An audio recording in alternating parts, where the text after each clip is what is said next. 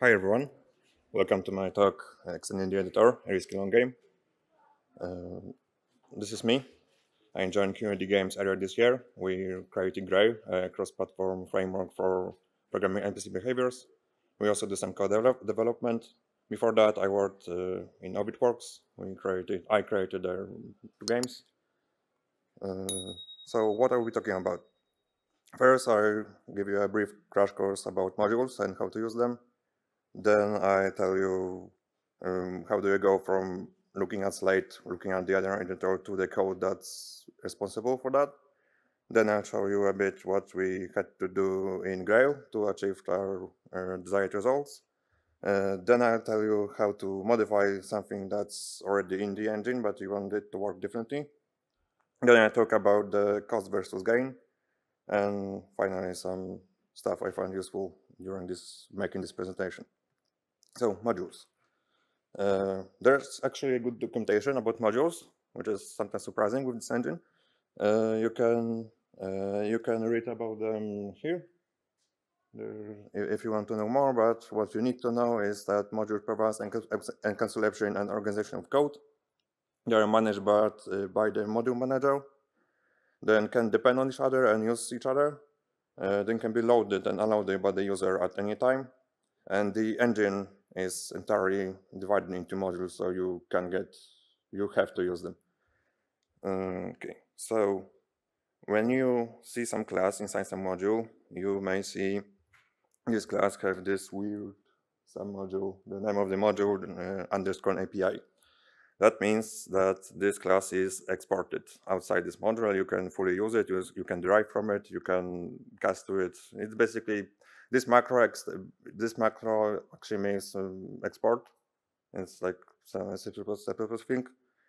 Then you're good because you can just take this class and do something with it. But that's not always the case. Sometimes you can see there's this property, class property, minimal API. That means you can use this class and you can cast to it, but you can inherit from it. So if you need to change something from a class that's not exported, then you need to pray that the parent class of that class is exported. Otherwise, you have to go down the hierarchy and or recreate something entirely from scratch. Of course, sometimes the class doesn't even have a minimal API, so then you have to improvise. Okay. When you create your module, you will have a CS file. This CS file is also explained in that wiki link I provided earlier. But what you need to know is that there are dependencies that your module will need. This is probably what your main game module, your project module will look like. And we will have these 4 dependencies here. I included there in that slide private and public modules. If you create a software and you get any unresolved external symbol errors, that will probably mean that you need to include additional module. Unfortunately, unless you have a good programming environment, you will just have to Google your class or just search for class that's causing your errors in under documentation, and then look up what module you need to include there. Try to limit public dependency module inclusions to a minimum because they can really increase your compile times and your load times. And then you need to, well, you do not need to because you don't have to load your module automatically, but you probably want to, so you will have to include that module inside your uproject file if it's a game module or a plugin if it's a plugin.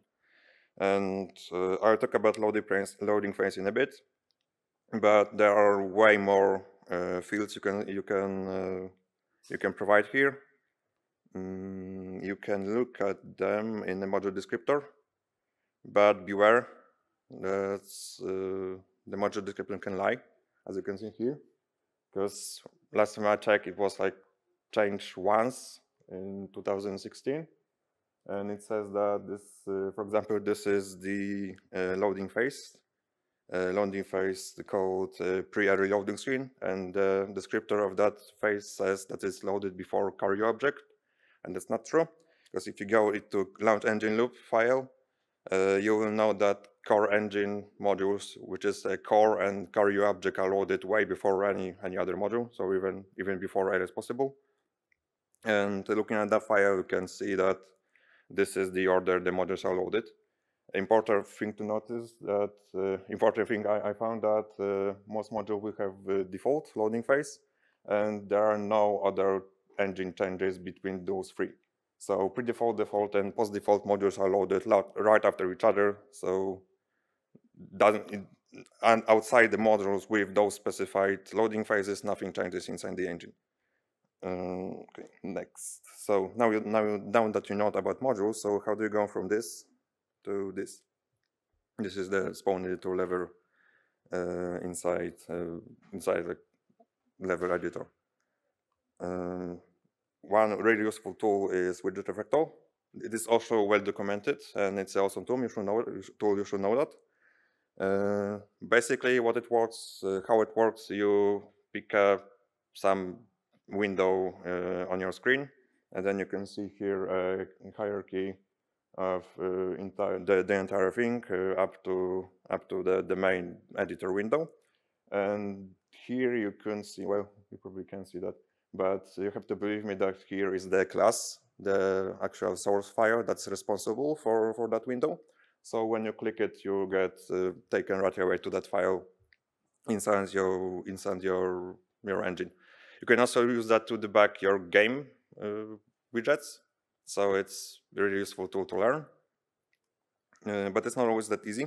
For example, here I'm trying to find out what is responsible from this pop-up that I can't leave an empty name for an asset. And you can see that this is entirely a new window for some reason.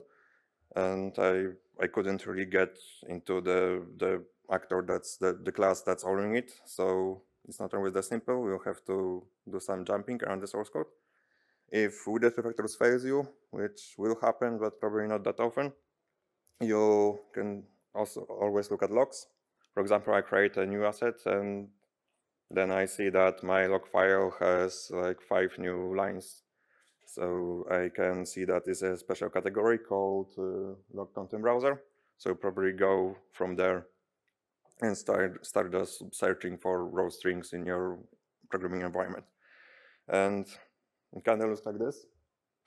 And just like Frodo couldn't do it without Psalm, you will have a bad time without a good PC and a good programming environment. I recommend Rider, but you will need, well, you don't need to, but if you value your time, you will want to have the entire engine source code in your cache, so you can jump around the source file easily, because you will need to do that.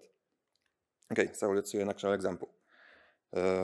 First thing we needed to do in our Unreal Editor plugin for Grail was to somehow provide a better way to unify the names. Because, for example, here we have our tool, because Grail is a cross-platform engine. And, okay, so crash course on Grail. We can create entities, which is basically an entity. It is able to execute behaviors, and it needs a reasoner. Reasoner is here. Reasoner is the brain, the logic behind that behavior that will choose them. And okay, here you can see it better. So in this example, we have 2 entities and 2 assigned reasoners to them. And the thing is that that will be created as a separate file with a custom extension called Grail configuration file, GCF. And inside Unreal Engine, the Grail are entities I added via actor component. And what's important about that this actor component has a view property called entity ID. And the problem was that this entity has to match the one created in Go exactly.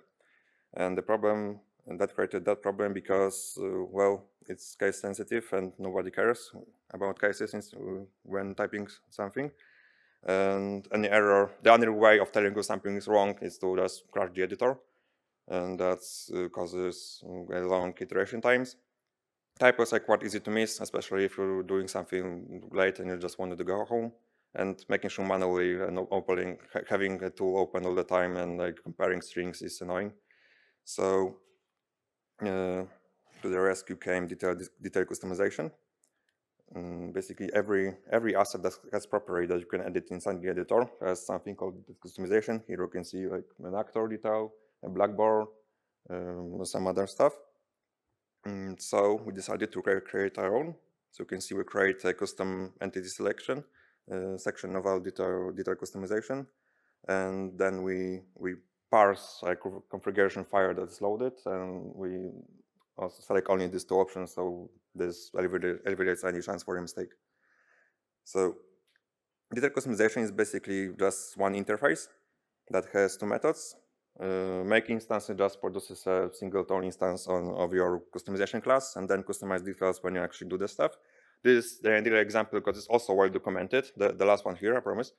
So you can read about that under the documentation. There's a more complex example there that I'm showing you here. And when you created your detail customization, you will need to register it somewhere. Best to do inside your startup module. Startup module functions on your module. So that's what we did. We created AI entity component detail customization. We needed those two fields for like options that you have to select, and then inside our customize details object, first we get the object, which is the asset you're editing. We only assume we will be editing one asset at a time. The Wikipedia under documentation shows you how to handle editing multiple assets at a time if you're interested in that. So after we get our asset we're editing, we're creating another category. And then inside the category, we create a combo box, which is this drop-down list we saw earlier. And then we just, when an option is picked, we just assign this entity ID property inside the component to whatever we selected. And we populate this box by like parsing our configuration file and just adding an option. So there really won't be any chance for a mistake because it's all done automatically. And we registered that class layout is on our editor module. Okay, so next example we had to do is we need some way to debug our behaviors, our entities, and there's already no easy way to do it. So we needed to create our custom tab. You can see it here. It kind of looks like this. I won't go through all of it, but I want to tell you about the debugger.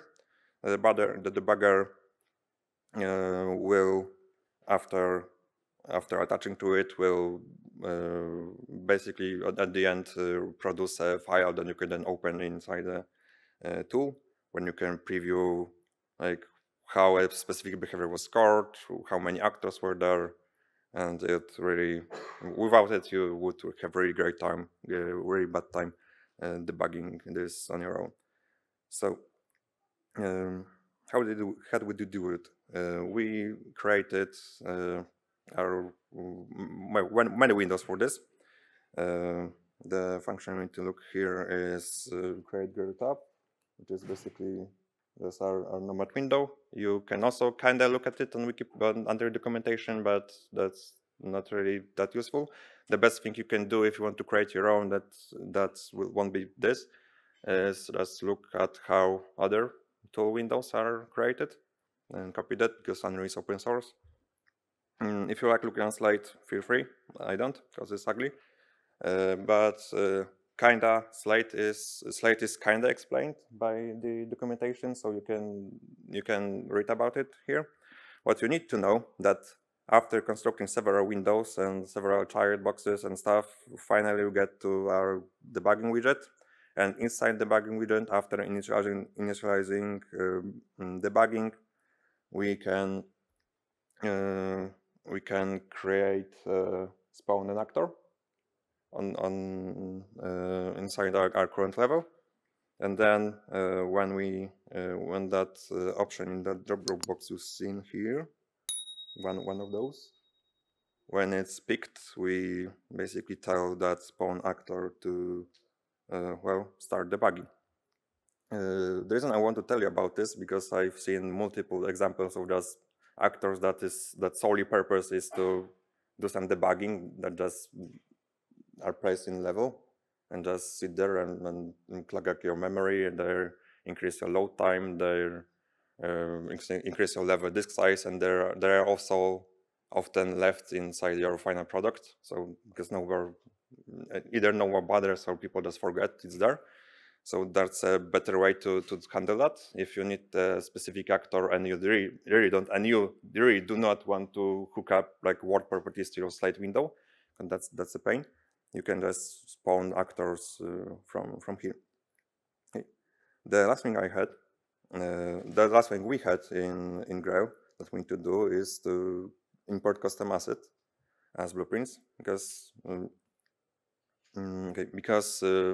the Gray configuration file is a text file, and it will need to be parsed to be understandable by Unreal somehow.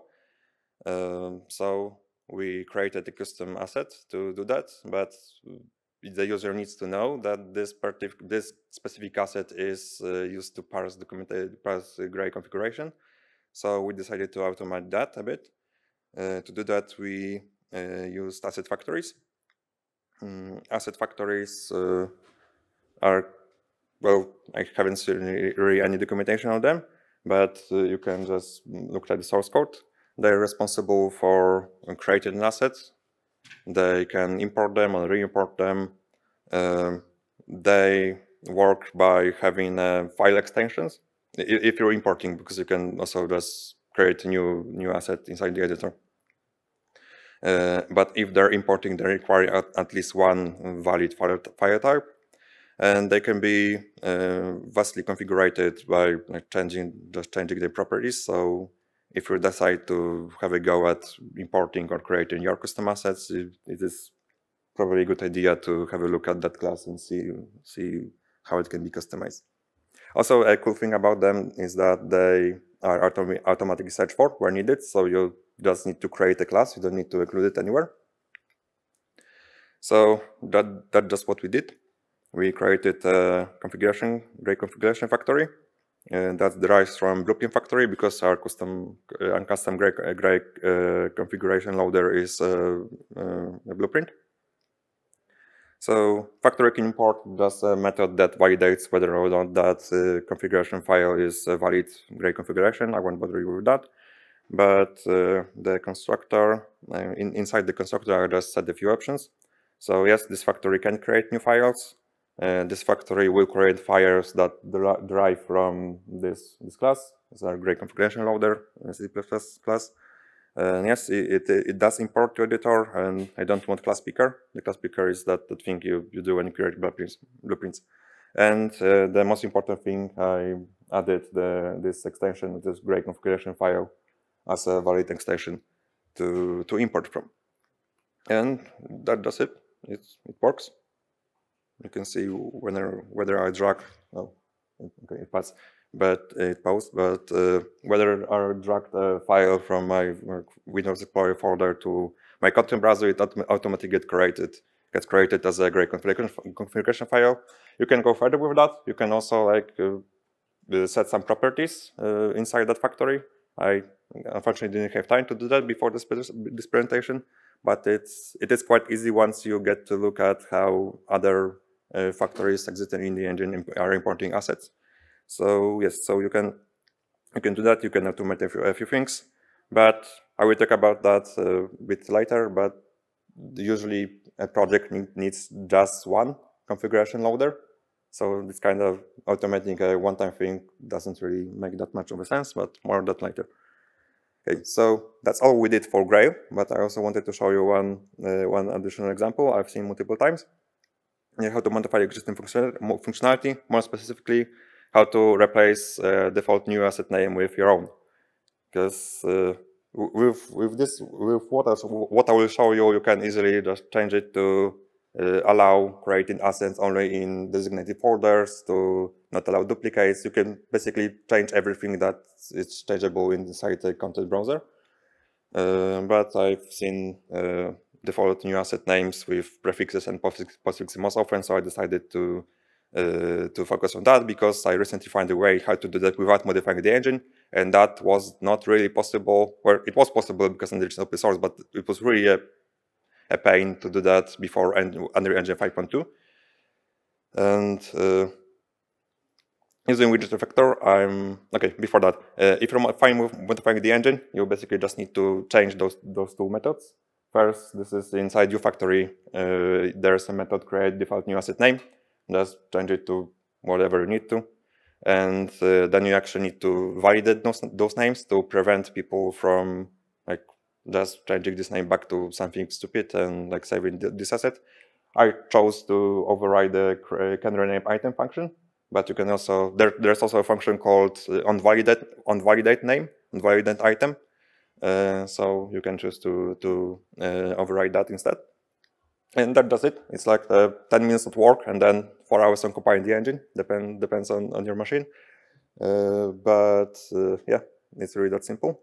But if you do not want to modify the engine, you eventually will have to do some extra work.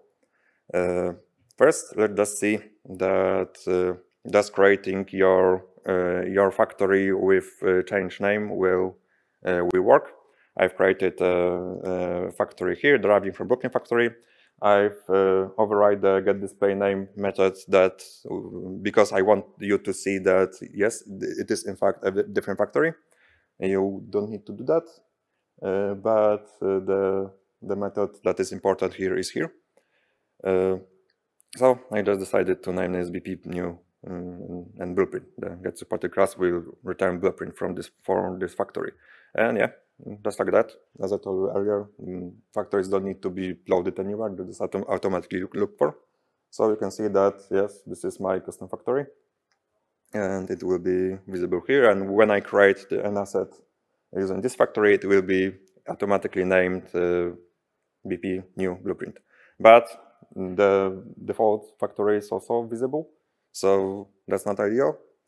Unfortunately, to change that, I will need to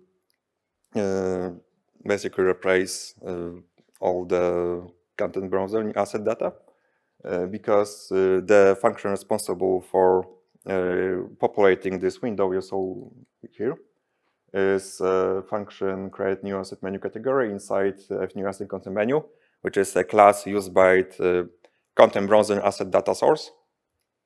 And it is unfortunate because both of those methods, which is this one and the one that is newing up this class inside content browser asset data source are private, so I can't derive from them. I have to work around it somehow. So that's what I did. I duplicated basically an asset browser data source with my own. Here's my replacement module that just has a pointer to it, and at the startup module, I basically I'm loading the default one and replacing it with my own that is mostly unchanged except for those two functions. But sometimes that's what you need to do. Important part to notice is this: the content browser asset data source. It is registered as asset data without the name, and you can't duplicate these names, so you have to name it somewhere else. And if you name it somewhere else and you have to, you will need to enable it. And it is not documented anywhere. So you're welcome. After that, I can just show you what changed. So the only two things that change is inside that custom new asset content menu. It is also customized because that method was also private, but it's unchanged otherwise. I just looked for a factory that is a Blueprint factory parent of my factory. So I'm checking custom Blueprint factory here, and just I'm setting it up here and just checking for every factory that it found whether or not it is a parent of that class. And if it is, I'll remove it. Yeah, so that's it. And then to prevent invalid name from being saved, treat it as valid, inside my custom asset data source, I'm just I'm just overriding name item function to just look at the item that's been created and just checking the name that checking if the name is working for me. And yeah, you can see that after that it will work. When I create an asset, you can see it will be created with a default name BP_new blueprint, and I can create a blueprint named something stupid. Yeah. So yes, that would be it from the example I have today. So now, was it worth it? People often use this table when determining whether or not automating mundane task is worth it. This is a 5-year investment, so it's basically double the time of a lot of games. So divide the value is those cells by 2. So looking at them, no, none of that stuff I did was worth it. But that's kind of a wrong way to look at it, in my opinion. And so why bother? Why even bother creating extending the editor if that just show you it's wasn't worth it? So that time invested in that program, we have to dig around the engine and create custom functionality won't pay off. So let's imagine that using the first example I mentioned, someone creates adds an entity component. And he adds she adds it to an actor placed in several levels. He doesn't check there is a name because he's sure it's fine, and commits changes, pushes them to your repository. Then other people push stuff after him, and they all finish for the day. And then next morning, when people sync their repositories, everyone gets random similarly unrelated crashes. So it is trivially fixable, but firstly, your artists probably shouldn't like track crash logs. They should just make art, and also it's not a thing you want to do first thing in the morning. Just look at Unreal Editor crashes. So from that, like 3-second investment, from 3-second investment from like not manually checking the name by creating the custom detail panel, we basically preventing this from ever happening. So in my opinion, extending the editor is a good idea, whether or not this your extension will check any of this.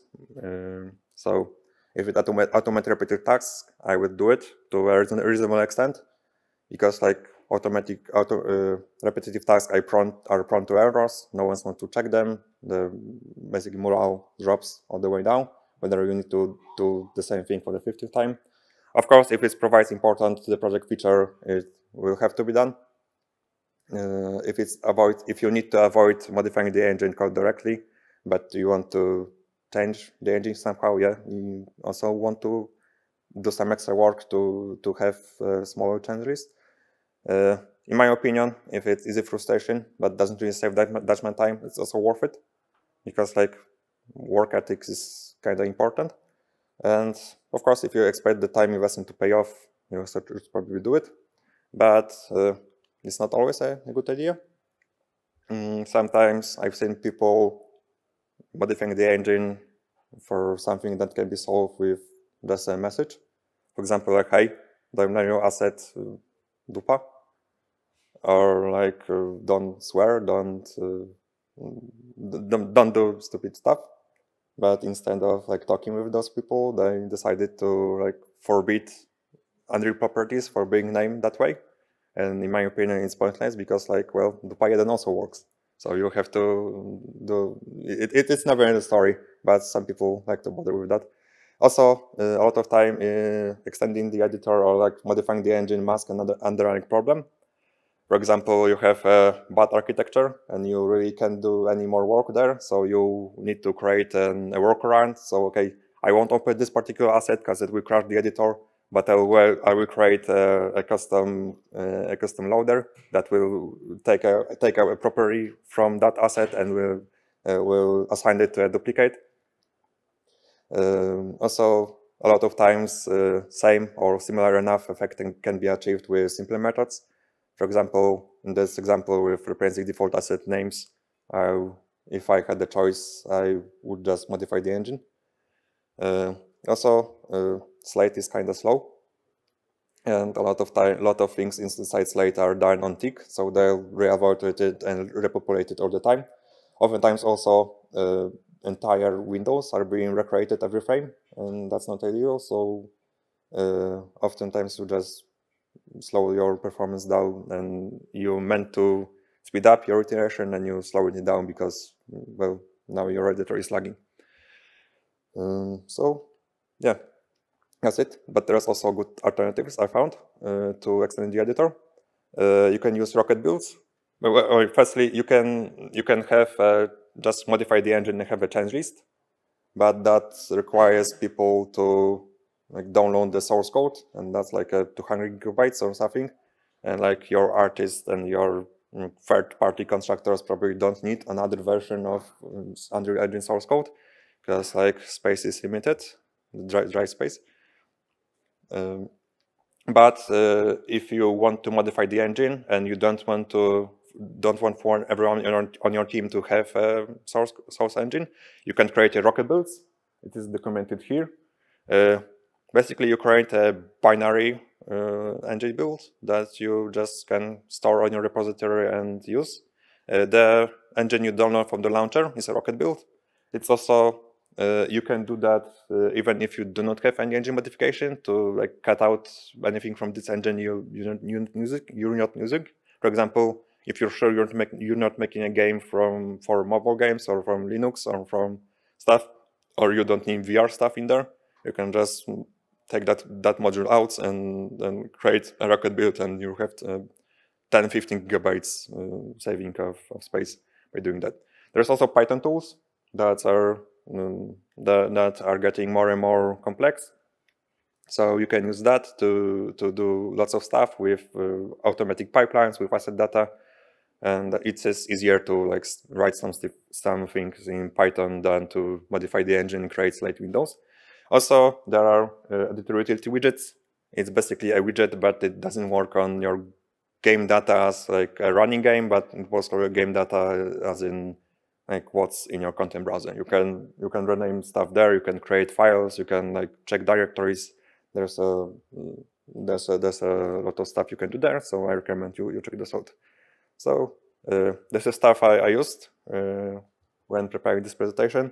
This live stream is from 2015, so don't be scared. It's a bit outdated, but the methodology showed there is still useful, and still you should look at it.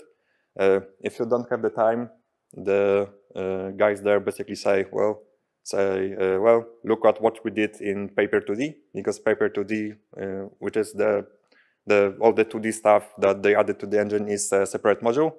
So yeah, you can just look at what existing Unreal modules do and replicate that. But be careful, because there are some awful stuff there. And if you decide to do that, just know when something is bad. Yeah. Also, another site is Ben UI. This is an awesome site, whether or not you're using Unreal, but for Unreal user especially. There's a lot of stuff about UI, about Slate, about UX in general. And yeah, the last thing I use is Unreal Engine documentation, but it should be a fourth source. It's Unreal Engine source, because most of the time we're just digging around the engine and looking how this engine works. So yeah, I need to show you this. Thank you. You can hit me up on my email or on Discord. If you have any questions, I'm here. I will also be outside I have this project I've shown here on my laptop, so we can look at it if you're interested. And yeah, thank you.